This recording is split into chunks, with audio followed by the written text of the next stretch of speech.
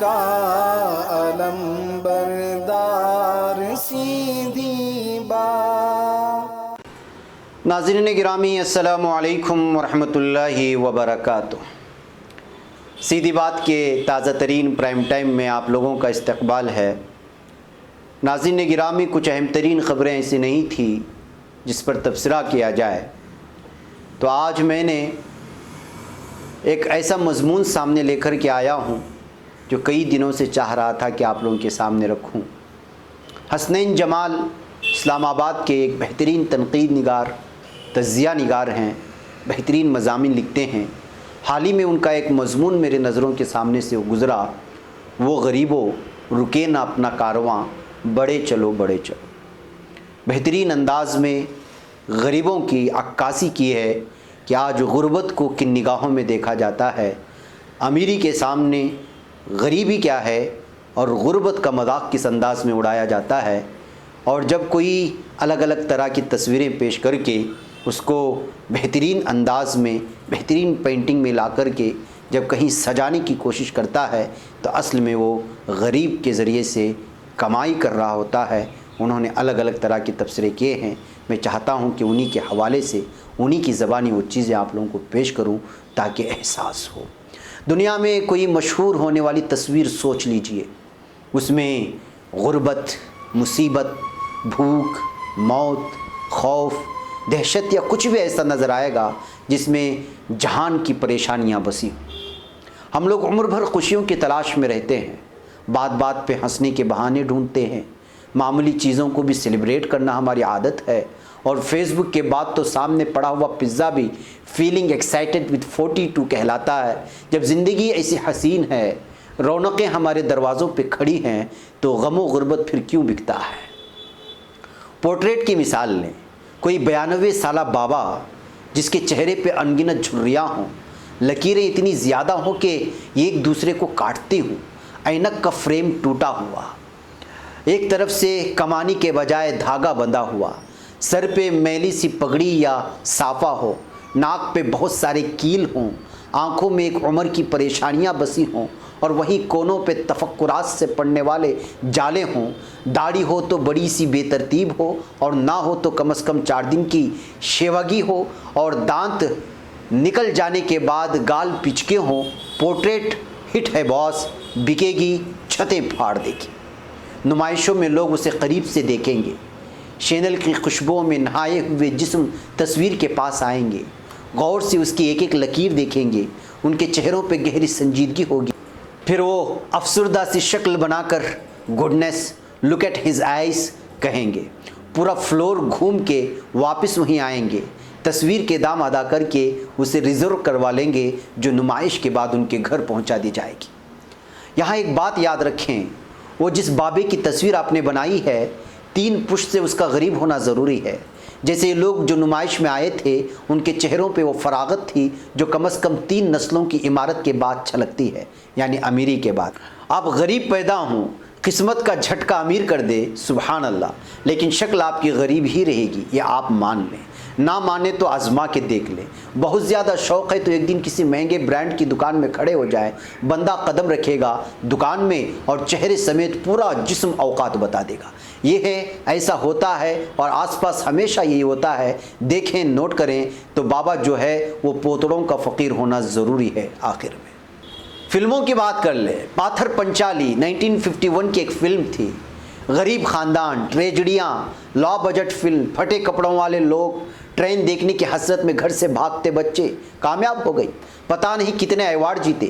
ستیہ جیت رے نے اگلے 10 سال کے بیچ 2 اور فلمیں کھٹکا دی، پہلی فلم کے سیکویل میں وہ بھی ہٹ رہی۔ تینوں فلمیں ایک کردار کے نام پہ اپوٹرائلوجی کہلاتی ہیں۔ ہماری پنجابی فلموں تک میں یہی ہوتا ہے۔ سلطان راہی کی غربت زدہ پھڑ بازیوں میں بھائی لوگ اپنا عکس ڈھونڈتے تھے۔ نانا پاٹیکر، نوازو صدیقی، عرفان خان، نصیر الدین شاہ، یہ سب کیا ہیں؟ ہیرو ایسے نہیں ہوتے، یہ غریب شکلیں ہیں، عام چہرے، مجھ جیسے اور آپ جیسے۔ یہ سب اسی لیے ہٹ رہے ہیں، ٹھیک ہے، لیکن دھیان رہے کہ اپنے لیے ہم سیف علی خان جیسی شکل یا زندگی پسند کرتے ہیں۔ وہ یاد کریں نیشنل جیوگرافک والی شربت بی بی، تصویر دیکھ رہے ہیں نا، 1984 میں کھینچی گئی تصویر کی بلی آنکھیں والی، اور ان میں خوف، अजनबीयत कैसे अब तक याद है आपको? पुअर अफगान पीपल, एंडलेस वार, ओह गॉड, हो गया। पसंद क्यों है तस्वीर आपको? दुनिया में वो तस्वीर इतनी मशहूर क्यों हुई कि 25-30 साल तक शरबत गुल को तलाश ही किया जाता रहा और बिलाखिर वो मिल गई। मिली तब भी उसके नसीब कहाँ बदले थे। मगर स्टीविक केरे द फोटोग्राफर वो कहाँ पहुँच चुका है? लिविंग लेजेंड किस पर? शरबत गुल के खौफजदा और बग़ैर इजाज़त खींची गई तस्वीर पर।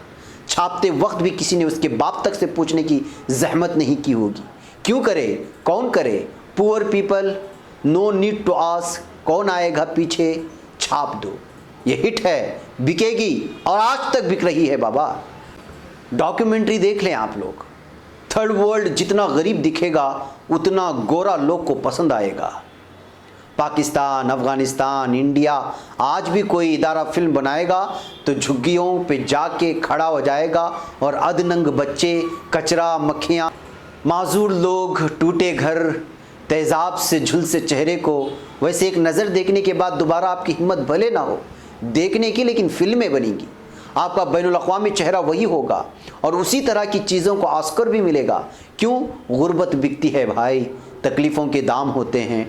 ठंडे पुरसुकून सिनेमा घरों और ड्राइंग रूमों के अंदर बैठकर वो लोग क्या वही सब कुछ देखेंगे जो उनके पास मौजूद है? ना ना, उनकी तफरीह, उनकी इंस्पिरेशन सभी कुछ आपके दम से है, क्योंकि आप में पोटेंशियल मौजूद है बिकने का भी और दिखने का भी। सब छोड़ दें, पूरी दुनिया से अलल ऐलान आपके नाम पे कर्जे उठाए जाते हैं, भीख मांगी जाती है, आपके लिए फंड जारी होते हैं, इमदादें आती हैं, जाता किधर है? 70 साल पहले और आज की तस्वीरों में, फिल्मों में, डॉक्यूमेंट्रियों में कोई फ़र्क है? इसीलिए नहीं है। आपको अपनी गुर्बत से प्यार है और लोगों को आपकी गुर्बत पसंद है। रुके ना अपना कारवां, बढ़े चलो बढ़े चलो। बात सिर्फ इतनी है कि गम शुरू से है और आखिर तक रहने वाला है। पैदा होते हुए रोने से शुरू होकर मरते दम तक आदमी रोता ज़्यादा है और हंसना बहुत कम मिलता है। गम सबको अपने दिल के करीब महसूस होता है, जबकि खुशी को सब जानते हैं कि आरिज़ी है, वक्ती है। इंसान वाहिद जानवर है जो हंस सकता है। हंसना पता नहीं बाय नेचर सिर्फ इंसानों को ही क्यों मिला।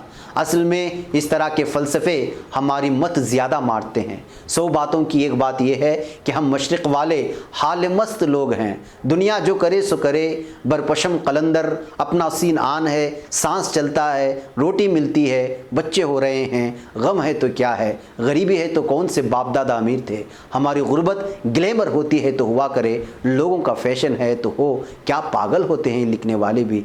हाँ, तो नाज़रीन, ये तहरीर थी जिसने मुझे झंझोड़ करके रखा और गरीबों का जिस अंदाज़ में अमीरी मजाक उड़ाती है उसकी तस्वीर पूरी तरह खींची जा रही थी। सोचा कि आपके सामने भी रखूं। मुझे इजाज़त दें। अस्सलामु अलैकुम रहमतुल्लाहि व बरकातुहू।